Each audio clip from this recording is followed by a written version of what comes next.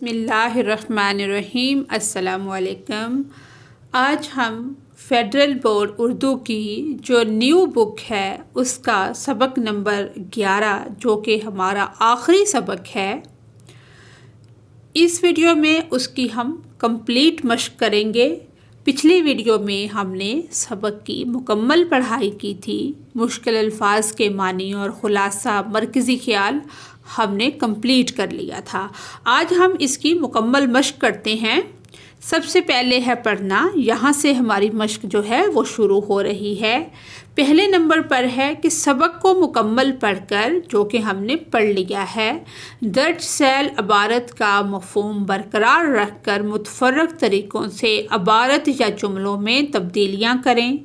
अबारत को मज़ीद आगे बढ़ाते हुए अपनी राय का इजहार करें कि उर्दू ज़ुबान को सरकारी ज़ुबान का दर्जा देने में कौन कौन से मसाइल का सामना करना पड़ रहा है और उन मसाइल का हल क्या है। तो इसका जवाब है, अबारत ये है जो हम पढ़ते हैं कि पाकिस्तान में ज़रिया तालीम कौमी ज़ुबान उर्दू में होना चाहिए, क्योंकि ये हमारी कौमी शनाख्त की अलामत है और मुल्क के तमाम इलाकों में समझी और बोली जाती है। कौमी ज़ुबान में तालीम हासिल करने से तलबा की फ़िक्री और तख्लीकी सलाहियतें निखरती हैं और उन्हें अपनी बात समझाने में आसानी होती है। दुनिया के तरक्की याफ्ता ममालिक ने भी अपनी ज़ुबान में तालीम देकर तरक्की की है, लिहाजा उर्दू को ज़रिया तालीम बनाने से इल्मी तरक्की में मदद मिलेगी। मुतफ़र्रक़ तरीक़ों से अबारत में जो हम तब्दीलियाँ कर सकते हैं, पहले नंबर पर है कि पाकिस्तान में तालीमी निज़ाम को मौसर बनाने के लिए ज़रूरी है कि तालीम का बुनियादी ज़रिया कौमी ज़ुबान उर्दू हो, क्योंकि यही ज़ुबान जो है तमाम मुल्क के जो बाशिंदे हैं, रहने वाले हैं, उनको आपस में जोड़ती है। दूसरे नंबर पर है कि अगर हम उर्दू को ज़रिया तालीम बनाएं तो ना सिर्फ़ जो हमारे तालिबे इल्म हैं वो बेहतर तौर पर सीख सकेंगे, बल्कि उनकी सलाहियतों में भी निखार आएगा, जिससे मजमूई तौर पर तरक्की होगी। तीसरे नंबर पर है कि दुनिया के कामयाब ममालिक ने अपनी तरक्की अपनी ज़ुबान में तालीम देकर हासिल की है, इसलिए पाकिस्तान को भी उर्दू को ज़रिया तालीम बनाकर इल्मी खुद मुख्तियारी की राह पर गामज़न होना चाहिए। मसाइल हैं जो उर्दू ज़ुबान को हैं और उनका हल, कि उर्दू को सरकारी ज़ुबान का दर्जा देने में कई मसाइल का सामना है, जिसमें सबसे अहम है कि अंग्रेज़ी की जो जड़ें हैं वो बहुत गहरी हैं और सरकारी दस्तावेज़ात, अदालती फ़ैसले, आला तालीम का जो निसाब है वो अंग्रेज़ी में है, जिसकी वजह से उर्दू को मुकम्मल तौर पर नाफिज करना एक बहुत बड़ा चैलेंज बन चुका है। इसके अलावा बाज़ लोग उर्दू को जदीद साइंसी और तकनीकी आलूम के लिए गैर मौजू समझते हैं। लोग इसको मुनासिब नहीं समझते, क्योंकि ज़्यादातर साइंसी इस्तिलाहात और तहकीकी मवाद अंग्रेज़ी में मौजूद है। नीज़ मुल्क के बाज़ इलाकों में मुकामी ज़ुबानों को भी ज़रिया तालीम बनाने का मुतालबा किया जाता है, जिससे उर्दू की तरोीज में रुकावट पैदा होती है। इस मसले का या इन मसाइल के हल के लिए क्या ज़रूरी है? ये ज़रूरी है कि तमाम सरकारी और अदालती दस्तावेज़ात का उर्दू में तर्जमा किया जाए, दफ्तरी काम उर्दू में करने की हौसला अफजाई की जाए, साइंसी और तकनीकी अलूम के लिए उर्दू में मियारी इस्तिलाहात और निसाबी कुतुब तैयार की जाएँ, ताकि जदीद अलूम के फ़रोग में कोई रुकावट ना आए। उसके बाद है कि तलीमी अदारों में उर्दू को बेतौर ज़रिया तालीम राइज करने के लिए तदरीसी मवाद और उसातिज़ा की तरबियत पर काम किया जाए। इलाकाई ज़ुबानों के तहफ़्फ़ुज़ के साथ साथ उर्दू को मुश्तरका और राब्ते की ज़ुबान के तौर पर मुस्तहकम किया जाए, ताकि तमाम कौमियतें उसे कबूल करें, कि हर कौम उसको कबूल कर ले। इन इक़दामात पर यानी कि अमल किया जाए तो उर्दू को सरकारी और तलीमी ज़बान के तौर पर नाफिज करने में दरपेश रुकावटों को दूर किया जा सकता है اور پاکستان میں اردو کا جو مستقبل ہے وہ روشن ہو سکتا ہے۔ دوسرے نمبر پر ہے کہ سبق کچھ ذریعہ تعلیم کے بارے میں پڑھنے کے بعد اس میں موجود کم از کم 2 سے 3 موضوعات کی شناخت کر کے اپنی رائے کا تحریری یا زبانی اظہار کریں کہ مضمون نگار نے کس حد تک اردو کو پاکستان کا ذریعہ تعلیم بنانے کے لیے مدلل دلائل سے بھرپور نکات جو ہیں وہ تحریر کیے ہیں۔ تو اس کا جواب ہے کہ مختلف موضوعات ہیں، جب ہم اس کو پڑھتے ہیں تو ہمارے سامنے آتے ہیں۔ اردو بطور قومی زبان اور ذریعہ تعلیم کے مضمون نگار نے واضح کیا ہے کہ اردو پاکستان کی قومی زبان ہے اور اسے ذریعہ تعلیم بنانے سے تعلیمی ترقی ممکن ہو سکتی ہے، یعنی کہ اس کو ہر طبقہ سمجھ سکتا ہے۔ اب انگریزی زبان کی جو رکاوٹیں ہیں کہ مضمون میں یہ بھی بتایا گیا ہے کہ انگریزی کو ذریعہ تعلیم بنانے سے عام طلباء کی جو مشکلات ہیں وہ بڑھ سکتی ہیں، کیونکہ انگریزی مادری زبان نہیں، اور یہ بھی دلیل دی گئی ہے کہ جو سیکھنے کا عمل ہے انگریزی میں وہ سست ہو جاتا ہے۔ اور ترقی یافتہ ممالک کی مثالیں دی ہوئی ہیں کہ بہت سارے ایسے ملک ہیں جنہوں نے بہت زیادہ ترقی کی ہے لیکن اپنی قومی زبان میں کی ہے۔ میری رائے، آپ اپنے مطابق اپنی رائے دے سکتے ہیں، یعنی کہ میری رائے یہ ہے کہ اردو کو ذریعہ تعلیم بنانے کے لیے جتنے بھی چیلنجز ہیں ان پہ ہم قابو پائیں۔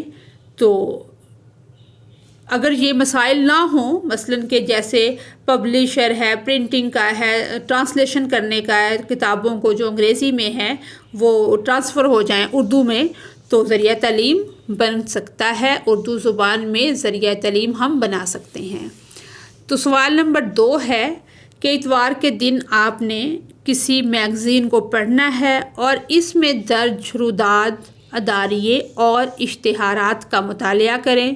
ان تحاریر کو پڑھ کر ان کے مقاصد کی ترجمانی کرتے ہوئے ایک پیراگراف لکھیں جس میں بتایا گیا ہو کہ کون سی روداد، اداریہ، اشتہار زندگی کے کس شعبے اور پہلو کی نمائندگی کرتا ہے۔ تو اس کا جواب ہے کہ یہ تحریریں جو شائع ہوتی ہیں میگزینز کے اندر، یہ زندگی کے مختلف پہلوؤں کی نمائندگی کرتی ہیں۔ مثال کے طور پر جو روداد میں کسی سماجی یا فلاحی تقریب کی تفصیل دی گئی تھی اور جس نے ایک خیراتی اسپتال کے افتتاح کا ذکر کیا گیا ہے، جس کے اندر جو صحت کے شعبے میں بہتری اور عوامی بہبود کی عکاسی کرتا ہے، اور کچھ ہوتے ہیں جس میں مہنگائی کے عوام پر اثرات جو ہیں، یا مہنگائی جب بہت بڑھتی ہے تو عوام کی طرف سے ریئیکشن آتا ہے، اور وہ جو عام آدمی ہے وہ جو اس کو مسائل کا سامنا ہوتا ہے اس کی نشاندہی ہوتی ہے۔ اسی طرح ایک اشتہار میں جدید تعلیمی ادارے کو نئے کورسز کا ذکر کہ فلاں یونیورسٹی نے ان کورسز کا آغاز کر دیا ہے، اس ڈیٹ تک اس میں ایڈمیشن ہوگا، تو یہ بھی بہت دفعہ اشتہار آئے ہوتے ہیں۔ یہ تحریریں جو ہے مختلف شعبۂ زندگی سے تعلق رکھتی ہیں، تو اس کو آپ نے پڑھ لینا ہے۔ آگے بھی کچھ اس کے بارے میں ڈسکس آئے گی، وہ آگے آئے گی، میں وہ بھی آپ کو بتاتی ہوں۔ کہ سوال نمبر 3 ہے کہ پڑھے گئے اس سبق کے متن کے درج ذیل حصے کو دہراتے ہوئے حوالوں اور دلائل کے ساتھ اپنی رائے کا تحریری زبانی اظہار کریں۔ یا آپ نے تحریری کرنا ہے یا آپ نے زبانی کرنا ہے، کہ یہ والی ہماری عبارت ہے، ہم اس کو پڑھ لیں گے اور پھر اپنی رائے دیں گے۔ اس میں رائے بھی ہے اور تشریح بھی، کہ ترجمہ اس کا ہم نے جو کیا ہے کہ کسی بھی زبان کی ترقی اور وسعت کا ایک بنیادی ذریعہ ہوتا ہے۔ اردو زبان کی ترقی میں بھی تراجم نے نہایت اہم کردار ادا کیا ہے، جیسا کہ مذکورہ عبارت میں بیان کیا گیا ہے کہ ہر زبان اپنی نشو و نما کے جب وہ شروع ہوتی ہے، اس کی ابتدا ہوتی ہے، ابتدائی مراحل میں دوسری زبانوں سے استفادہ کرتی ہے کہ فائدہ حاصل کرتی ہے۔ جیسے اردو میں فارسی کی اور عربی کی کافی زیادہ اصطلاحات ہیں، اور ان الفاظ، اصطلاحات، خیالات، اسالیب اور طرز اظہار مستعار لیتی ہے ان سے، کہ ان زبانوں سے وہ الفاظ بھی لیتی ہے، اصطلاحات بھی لیتی ہے، اسالیب بھی لیتی ہے، طرز اظہار بھی لیتی ہے، خیالات بھی لیتی ہے۔ اردو بھی اس فطری عمل سے گزری اور ترقی کی منازل طے کی۔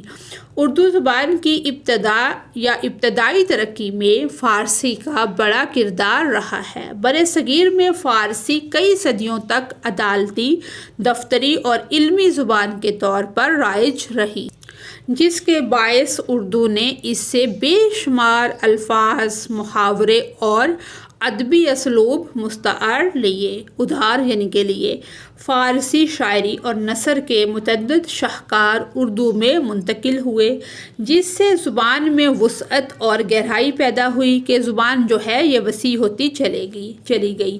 میر ہیں، غالب ہیں، انیس ہیں، علامہ اقبال ہیں، بہت سارے ایسے شاعر ہیں جنہوں نے اپنے مجموعے فارسی میں مرتب کیے ہیں۔ یعنی کہ 19ویں اور 20ویں صدی میں جو انگریزی زبان کے تراجم ہوئے، اس نے اردو زبان کو ایک نئی جہت کے نئی سمت کی طرف یہ لے گئی، جہت کا اضافہ ہوا۔ برطانوی راج کے دوران سر سید احمد خان، شبلی نعمانی اور مولانا محمد علی جوہر جیسے مفکرین نے انگریزی زبان سے جدید علوم، سائنسی نظریات، فلسفے اور سماجی علوم کے تراجم اردو میں کیے۔ علی گڑھ تحریک نے اس کام کو مزید فروغ دیا، جس کے نتیجے میں اردو زبان میں جدید سائنسی اور ادبی اصطلاحات متعارف ہوئیں۔ انگریزی تراجم نے اردو میں مغربی ادب، فلسفہ، سیاسی نظریات اور سائنسی علوم کی راہ ہموار کی۔ اگرچہ فارسی اور انگریزی زبانوں سے اردو میں سب سے زیادہ تراجم ہوئے، تاہم فرانسیسی، روسی، عربی اور دیگر زبانوں سے بھی متعدد کتابیں اور مضامین اردو میں منتقل کیے گئے۔ کارل مارکس، فریڈرک اینگلز اور لینن کی کتابوں کے اردو تراجم نے برصغیر میں مزدور تحریکوں اور سوشلسٹ نظریات کو فروغ دیا۔ اسی طرح عربی زبان سے مذہبی، فلسفانہ اور علمی کتابوں کے تراجم نے اردو زبان کو فکری اعتبار سے مالا مال کیا۔ یعنی کہ ترجمے کی عمل کی اہمیت کو مد نظر رکھتے ہوئے یہ کہنا غلط نہ ہوگا کہ کسی بھی زبان کی علمی ترقی کا انحصار اس کی ترجمہ شدہ کتابوں پر ہوتا ہے۔ بدقسمتی سے آج کے دور میں اردو میں معیاری تراجم کی کمی نظر آتی ہے، خاص طور پر سائنسی، طبی اور تکنیکی موضوعات پر۔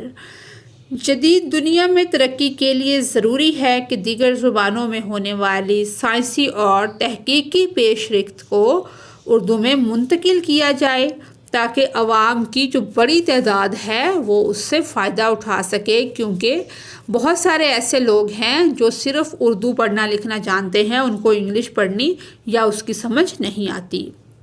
یعنی کہ اردو میں معیاری تراجم نہ ہونے کی ایک بڑی وجہ یہ ہے کہ ہمارے ہاں مترجمین جو ترجمہ کرنے والے ہیں ان کی باقاعدہ تربیت کا فقدان ہے، کہ تربیت کی کمی ہے۔ اکثر ترجمے محض لفظی ہوتے ہیں، جن میں اصل عبارت کے مفہوم اور اس کے سیاق و سباق کا خیال نہیں رکھا جاتا۔ اس مسئلے کا حل یہ ہے کہ معیاری تراجم کے لیے ماہرین کی خدمات حاصل کی جائیں اور مترجمین جو ترجمہ کرنے والے ہیں ان کو جدید اصطلاحات سے روشناس کرایا جائے۔ مزید اس میں یہ ہو سکتا ہے کہ اردو میں علمی، سائنسی اور ادبی مواد کے تراجم کو فروغ دینے کے لیے حکومتی سطح پر اقدامات کیے جانے چاہیے۔ سرکاری ادارے اور جامعات ایسے منصوبے ترتیب دیں جن کے تحت جدید علوم کو اردو زبان میں منتقل کیا جائے۔ اگر اس پہلو پر توجہ دی جائے تو اردو زبان نہ صرف ایک مکمل علمی زبان بن سکتی ہے بلکہ دنیا کی بڑی زبانوں کے شانہ بشانہ کھڑی ہونے کے قابل بھی ہو جائے گی۔ سوال نمبر 4 ہے، آپ نے لائبریری کی درجہ بندی اور فہرست کی شناخت کرنی ہے۔ اگر آپ کے اسکول میں لائبریری ہے تو یہ آپ کر سکتے ہیں۔ اس کے بعد ہے لکھنا۔ لکھنے میں ہے مضمون نگاری کہ مضمون کیا ہوتا ہے۔ اردو نثر جو ہے اس میں مضمون کی جو اہمیت ہے وہ بہت زیادہ ہے کہ کوئی بھی موضوع ہو ہم اس پر اپنے جذبات اور خیالات کا جو اظہار ہوتا ہے وہ مضمون کہلاتا ہے یا مضمون نویسی کہلاتا ہے۔ مضمون لکھتے وقت کچھ اصول و ضوابط کا خیال رکھنا پڑتا ہے جن کو پیش نظر رکھتے ہوئے علمی، ادبی، سیاسی، مذہبی، سنجیدہ یا مزاحیہ موضوعات کو احاطۂ تحریر میں لایا جا سکتا ہے۔ مضمون 3 حصوں پر مشتمل ہوتا ہے۔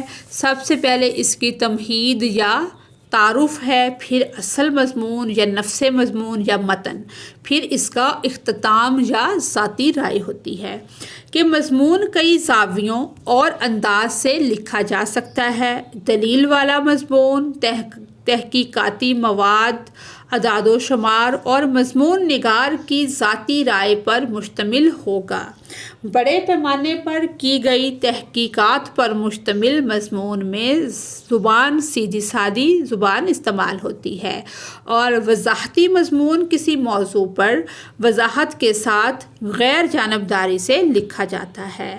اور وضاحتی مضمون کا جو مقصد ہوتا ہے یعنی کہ یہ رائے بنائے بغیر اس کا تجزیہ کرنا ہوتا ہے کہ اپنی رائے اس میں ہم پیش نہیں کر سکتے، اور کسی شعبے میں مضمون نگار کی مہارت کا اظہار ہوتا ہے۔ یہ کسی شعبے میں کسی مضمون نگار کے وضاحتی مضمون لکھنا۔ اور تقابلی مضمون 2 پہلوؤں پر بحث کرتا ہے۔ مماثلت اور فرق کی تفصیل بیان کی جاتی ہے۔ اس مضمون میں ایک پیراگراف مماثلت اور ایک پیراگراف مماثلت ہوتا ہے کہ اس سے ملتی جلتی کون سی چیزیں ہیں، اور ایک پیراگراف اختلاف کہ اس کے اپوزٹ چیزیں کون سی ہیں پر بحث کے لیے مختص کیا جاتا ہے۔ وجہ اور اثر بتایا جاتا ہے کہ چیزیں کس طرح کیوں ہیں، کیسے وقوع پذیر ہوئیں، آگے کیا ہوگا۔ اس قسم کا جو مضمون ہے وہ 2 مجموعوں کے درمیان ایک منطقی تعلق پیدا کیا جاتا ہے۔ اس کے بعد ہے کہ بیانیہ مضمون جو ہوتا ہے وہ ایک کہانی بناتا ہے جو عمومی طور پر ذاتی نوعیت کا ہوتا ہے۔ یہ مضمون باہمی تجربے کو پھیلانے کے لیے رقم کیا جاتا ہے، لکھا جاتا ہے۔ اس مضمون نے مختلف قسم کے چیلنجز کی کھوج لگانے میں اہم کردار ادا کیا ہے کہ وضاحتی مضمون ایک مختصر قسم کا مضمون ہوتا ہے جو عام طور پر ایک صفحے پر محیط ہوتا ہے، جہاں ادب، کتاب، ناول، افسانے، ڈرامے یا شاعری کی وضاحت کی جاتی ہے، جبکہ تفصیلی مضمون میں کسی بھی موضوع پر حتی المقدور تمام تفصیلات لکھنے کی، اس کا مطلب ہے کہ جہاں تک ہو سکے حتی المقدور کہ جہاں تک ہو سکے تمام تفصیلات لکھنے کی کوشش کی جاتی ہے۔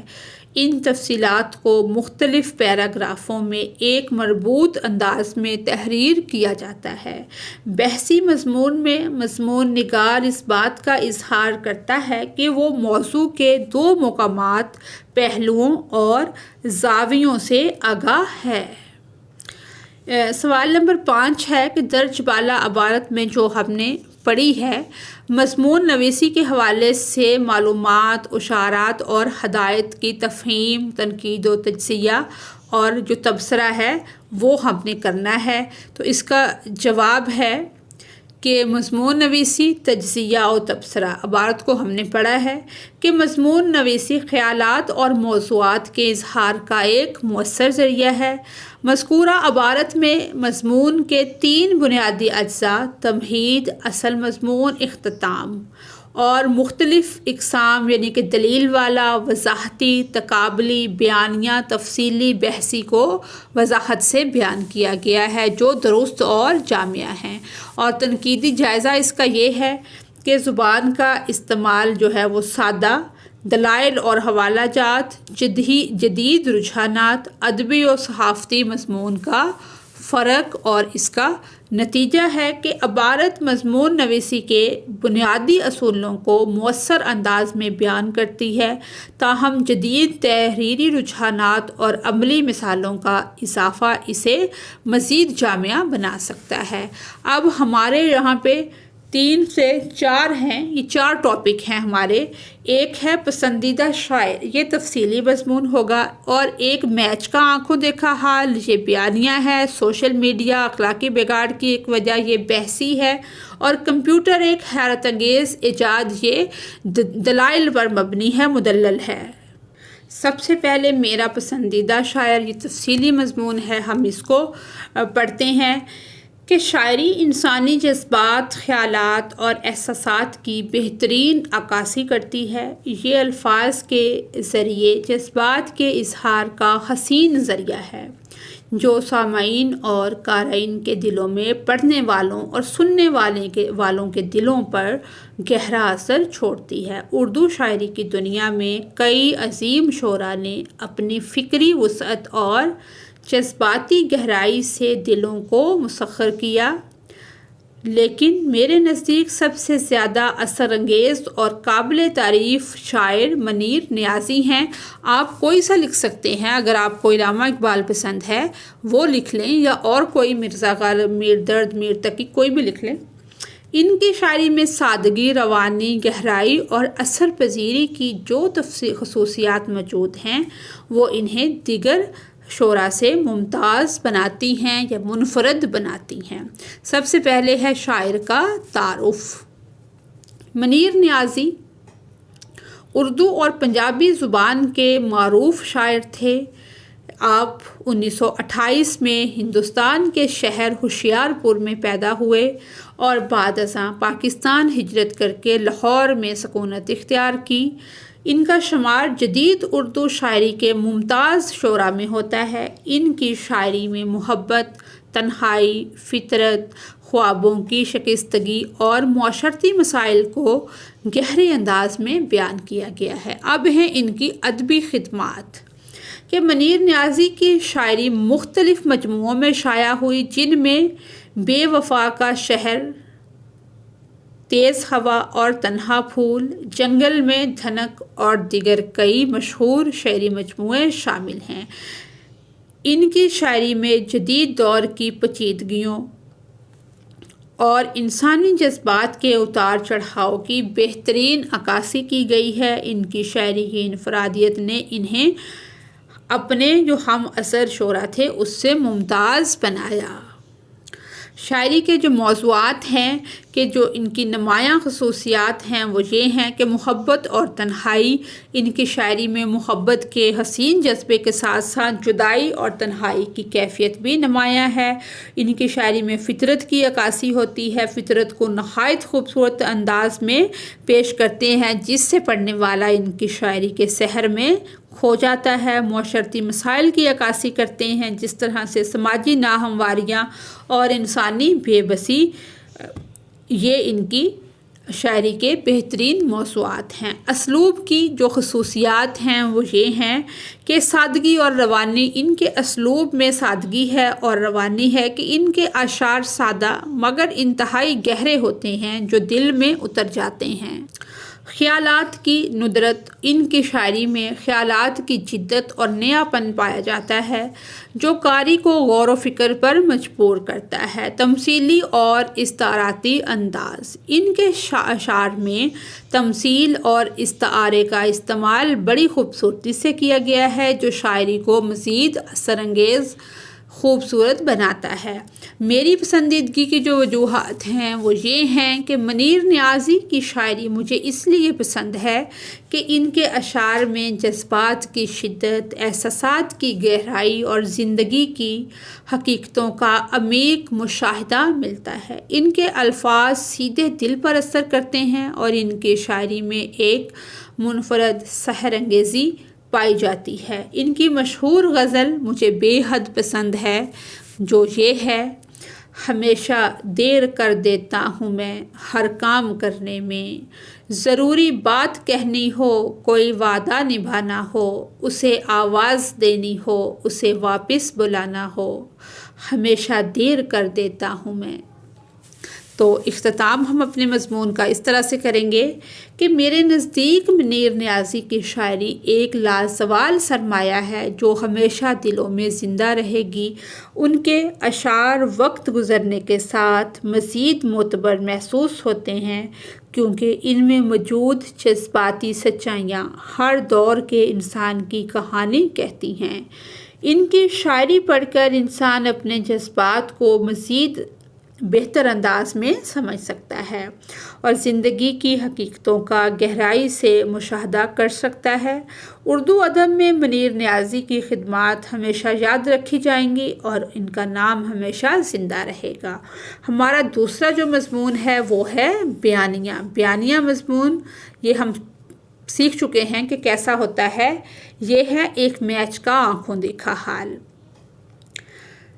کھیل جو ہیں وہ انسانی زندگی کا امپورٹنٹ پارٹ ہیں جو نہ صرف ہمیں تفریح فراہم کرتے ہیں بلکہ ہمارے جسمانی اور ذہنی ڈیولپمنٹ کے لیے، نشو و نما کے لیے، گروتھ کے لیے بھی ضروری ہوتے ہیں۔ اسی طرح ان کے کرکٹ کو ایک تہوار کی سی حیثیت حاصل ہے۔ جب پاکستان اور انڈیا کا میچ ہوتا ہے تو ہم اپنے اپنے کام چھوڑ کر اسے ضرور دیکھتے ہیں۔ آپ نے بھی بہت سارے میچ دیکھے ہوں گے۔ یہاں پہ جو کرکٹ میچ کا ہم ذکر کر رہے ہیں یہ پاکستان اور انڈیا کے درمیان ہے، یعنی کہ میچ کی جگہ اور ٹیموں کا تعارف سب سے پہلے ہم کرائیں گے۔ یہ میچ جو ہے نیشنل اسٹیڈیم کراچی میں کھیلا گیا جہاں پاکستان اور بھارت کی ٹیمیں ایک دوسرے کے مد مقابل تھیں۔ اس تاریخی مقابلے کے لیے پورا اسٹیڈیم شائقین سے بھرا ہوا تھا۔ ہر کوئی اپنی ٹیم کے جیتنے کی امید لیے آیا تھا اور ماحول انتہائی پرجوش تھا۔ میچ کا آغاز اور سنسنی خیز لمحات، یعنی کہ سب سے پہلے ٹاس ہوتا ہے میچ کا ٹاس پاکستان نے جیتا اور پہلے بیٹنگ کرنے کا فیصلہ کیا۔ ابتدائی اوورز میں پاکستانی بلے بازوں نے بہترین کھیل کا مظاہرہ کیا اور شائقین کو خوب محظوظ کیا۔ بابر اعظم اور محمد رضوان کی شاندار شراکت نے ٹیم کے اسکور کو 300 رنز تک پہنچا دیا۔ بھارتی باؤلرز نے بھی سخت محنت کی لیکن پاکستانی بلے بازوں کی عمدہ کارکردگی کے آگے بے بس نظر آئے۔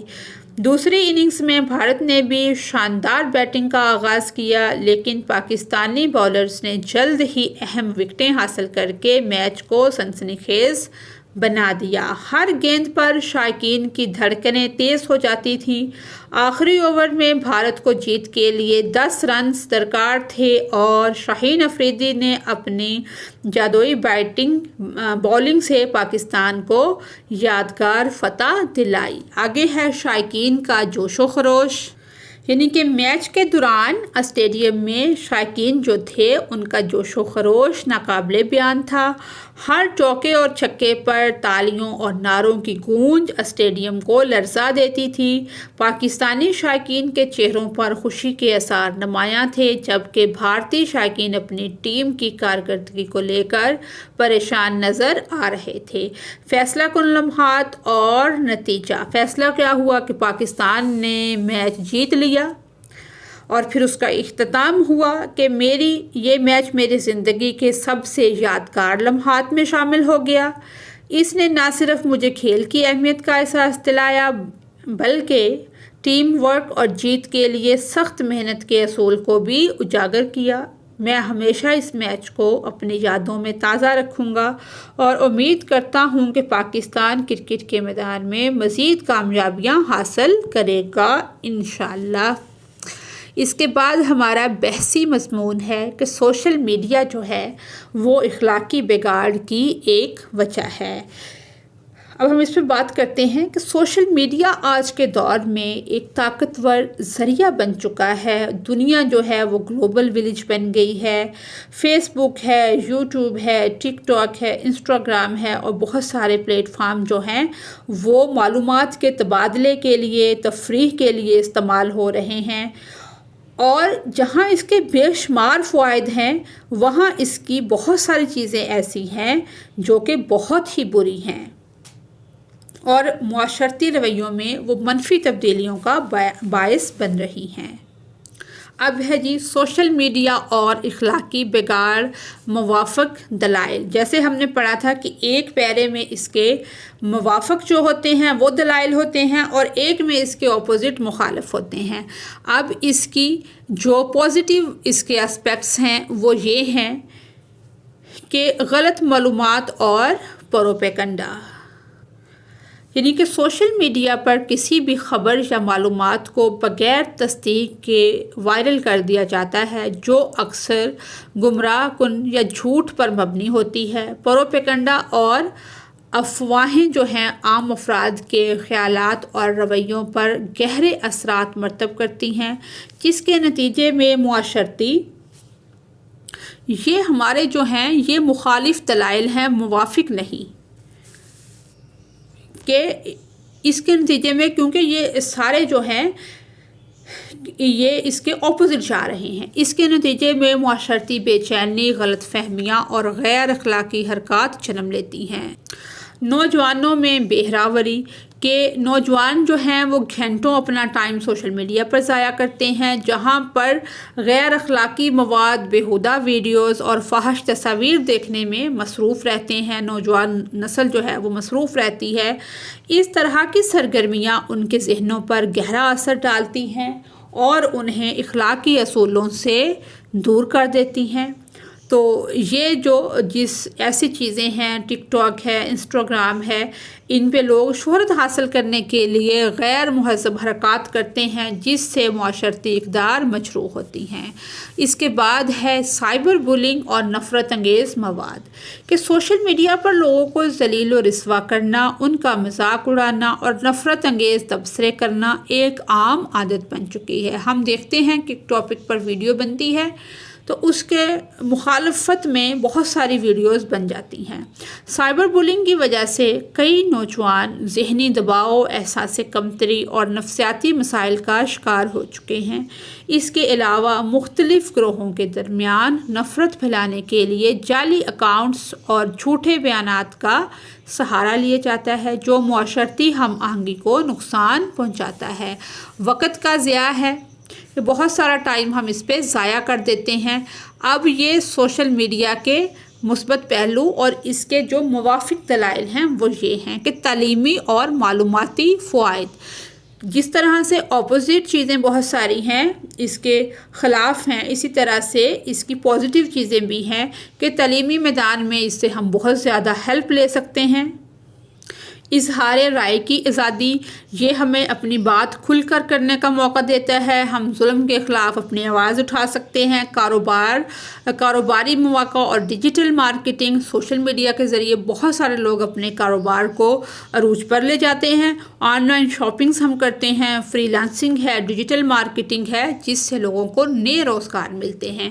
اب حل اور تجاویز اس کی کیا ہیں کہ چونکہ سوشل میڈیا کے مثبت اور منفی دونوں پہلو موجود ہیں، اس لیے اس کے منفی اثرات کو کم کرنے کے لیے درج ذیل اقدامات کیے جا سکتے ہیں کہ والدین اور اساتذہ کا جو کردار ہے وہ یہ ہے کہ والدین کو چاہیے کہ وہ اپنے بچوں کے سوشل میڈیا سرگرمیوں پر نظر رکھیں اور انہیں مثبت استعمال کی ترغیب دیں۔ اساتذہ کو بھی طلباء کی سوشل میڈیا کے غلط استعمال کے بارے میں رہنمائی کرنی چاہیے۔ قانونی ضابطے ہوں کہ حکومت کو چاہیے کہ وہ غیر اخلاقی مواد کے خلاف سخت قوانین نافذ کرے اور سائبر بولنگ کے مجرموں کو سزا دے۔ اخلاقی تعلیم کے اسکولوں اور کالجوں میں بچوں کی تربیت ہونی چاہیے کہ وہ پازیٹیو اور نیگیٹو اثرات جو ہیں، امپیکٹس جو ہیں، اس کے بارے میں بچوں کو آگاہ کریں۔ اور ذاتی احتیاط وہ بھی ہمیں لازمی کرنی چاہیے کہ ہر فرد کو چاہیے کہ وہ سوشل میڈیا پر مہذب رویہ اپنائے اور اخلاقی اقدار کی پاسداری کرے۔ بالکل ایسا ہونا چاہیے۔ نتیجہ اس کا یہ ہے کہ سوشل میڈیا بلا شبہ جدید دور کی ایک بڑی ایجاد ہے، لیکن اس کا بے لگام استعمال اخلاقی بگاڑ کا باعث بن سکتا ہے۔ اگر اس کا مثبت استعمال کیا جائے کہ مثبت استعمال اس کا آپ کریں تو یہ ایک نعمت ثابت ہو سکتا ہے، لیکن اگر اسے غلط طریقے سے استعمال کیا جائے تو یہ سماجی اقدار کو تباہ بھی کر سکتا ہے۔ والدین، اساتذہ اور حکومت کو مل کر اقدامات کرنے ہوں گے تاکہ سوشل میڈیا کے فوائد سے استفادہ کرتے ہوئے اس کے منفی اثرات کو کم کیا جا سکے۔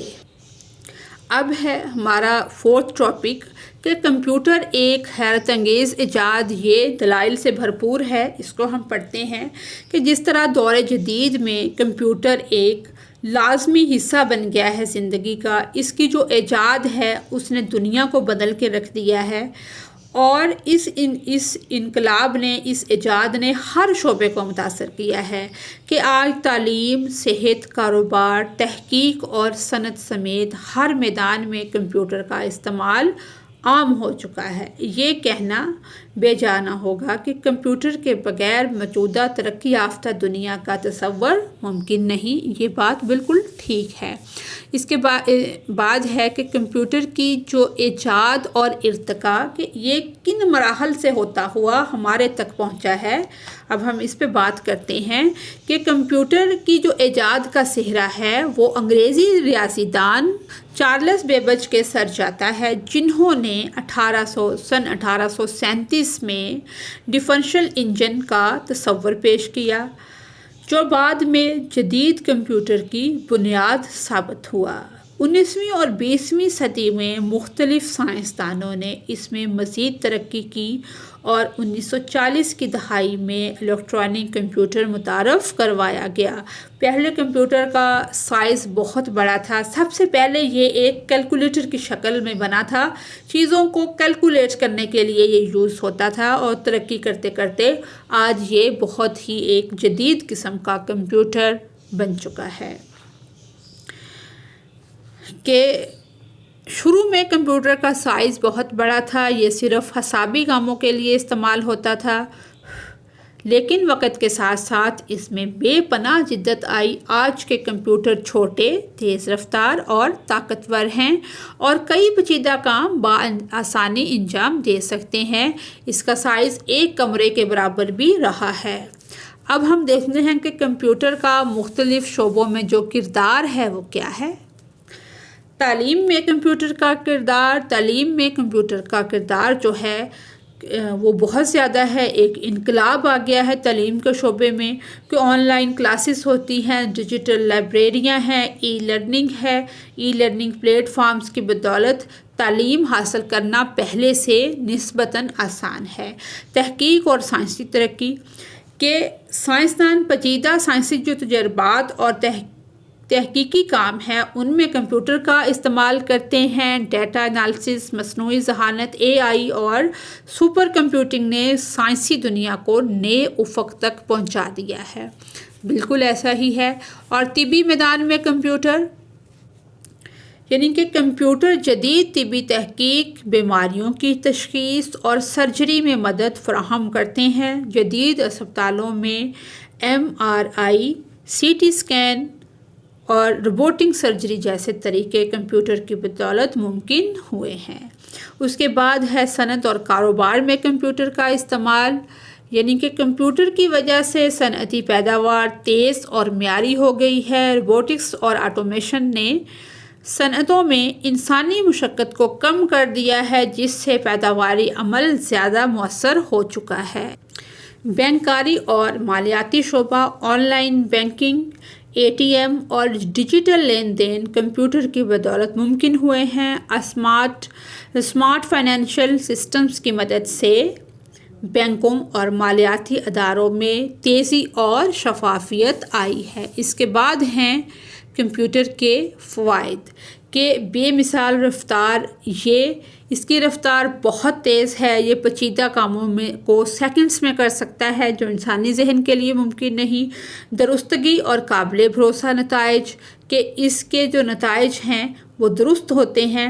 اور ڈیٹا سٹوریج اور ریکارڈ مینجمنٹ، اس میں بہت زیادہ ڈیٹا سٹور ہو سکتا ہے، اور بآسانی وہ کسی بھی وقت کوئی بھی معلومات لینی ہو تو دوبارہ ہم اس ریکارڈ کو چیک کرتے ہیں اور معلومات لے سکتے ہیں۔ رابطے اور معلومات کی آسان ترسیل کہ انٹرنیٹ کے ذریعے دنیا کے کسی بھی کونے میں موجود شخص سے فوری رابطہ ممکن ہے۔ ای میل ہے، ویڈیو کانفرنسنگ اور سوشل میڈیا جیسے ذرائع نے دنیا کو ایک گلوبل ولیج بنا دیا ہے۔ اب ہیں کمپیوٹر کے ممکنہ نقصانات۔ اب نقصان اس کا یہ ہے کہ سائبر جرائم اور جو ہیکنگ ہے وہ بہت زیادہ ہو رہی ہے۔ ڈیٹا جو ہے وہ چوری ہو جاتا ہے، جو افراد اور اداروں کے لیے نقصان دہ ثابت ہوتا ہے۔ بے روزگاری کا خدشہ کہ جیسے آٹومیشن اور روبوٹکس کی ترقی کے باعث کئی روایتی ملازمتیں ختم ہو رہی ہیں، جس کی وجہ سے بعض افراد بے روزگاری کا شکار ہو جاتے ہیں۔